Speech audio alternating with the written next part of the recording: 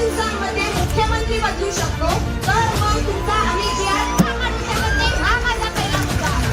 एखादा आमदार झाला की दुसऱ्या महिन्यात त्याच्या दारासमोर ऑडी उभी राहते.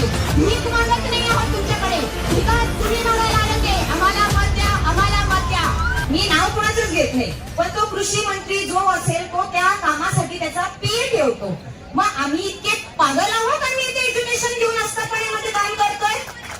पागल आहे आम्ही? नाही ना. मग जर तुम्हाला पीएची गरज आहे आणि आस्थापनेला जर आमच्या प्रशिक्षणार्थींसारखे जर युवक इथे मिळालेले आहेत, तर मला नाही वाटत की आम्ही कोणत्या कामामध्ये कमी पडतोय. सगळ्यात पहिला मुद्दा तर माझा हा आहे, आम्ही बरोबरीने कामं करतो आहे.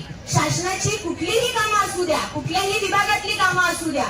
दुसरी गोष्ट, शिक्षण विभागामधली कुठलीही कामं असू द्या, प्रामाणिकपणे आम्ही जर काम करत असू तर मला नाही वाटत की आम्हाला कुठल्या प्रशिक्षणाची गरज आहे किंवा काय आहे.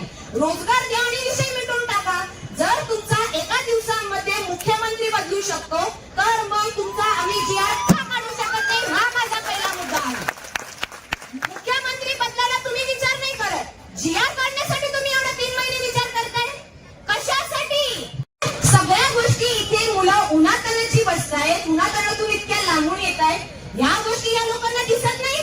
तुमचा मुलगा मोठ्या मोठ्या फॉर्च्युनर गाड्यांमध्ये बसतो, एखादा आमदार झाला की दुसऱ्या महिन्यात त्याच्या दारासमोर ऑडी उभी राहते. माझा मुद्दा पटला असेल तर मी नक्की तुम्हाला एकच सांगेन की आम्हाला कुठल्याही प्रकारचं आता प्रशिक्षण इथे नको आहे.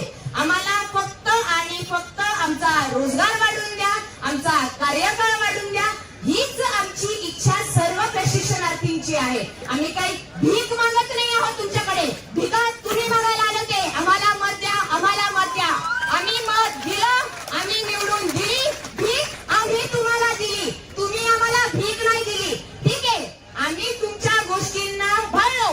आम्ही इथे प्रशिक्षणार्थी म्हणून काम करायला गेलो, पण त्यांनी शब्द दिला होता की 6 महिन्यानंतर आम्ही तुम्हाला परमनंट करू जर आस्थापनेला गरज असेल तर. या गोष्टीला आम्ही भाडून त्यांच्या आस्थापनेमध्ये काम करायला गेलो होतो. पण आता हे जर पलटी मारता आहे तर साहेब मी तुम्हाला सांगते, जिल्हा परिषदेच्या निवडणुका, कुठल्याही निवडणुका येऊ द्या, कोणीही त्यांना मतदान करणार नाही आमच्या प्रशिक्षणार्थीमधून. ही ग्वाही मी तुम्हाला आज देते. जर खुर्चीवर बसण्याचा मान आमच्यामुळे त्यांना भेटत असेल तर खुर्चीवरनं खाली उतरवायचा मान पण त्यांना आमच्याकडनं भेटणार आहे. हे एवढंच बोलून मी तुम्हाला माझं जे काही मनोगत मी व्यक्त केलेलं आहे, सर्वांच्या मनामध्ये खूप संताप आहे, सर्वजण खूप चिडलेले आहे शासनावरती. पण आता आपल्या हातामध्ये आहे की आपल्याला त्या खुर्चीवर आता कुणाला बसवायचंय आणि कुणाला नाही बसवायचंय ते सर्वांनी विचार करा, विनिमय करा आणि सगळ्यांनी डोकं लावून आता मतदान करा. हीच मी तुम्हाला एक विनंती करेन. कार्यकाळ हा कधीही वाढो, काहीही वाढो, पण कार्यकाळ हा 11 महिन्याचाच वाढला पाहिजे.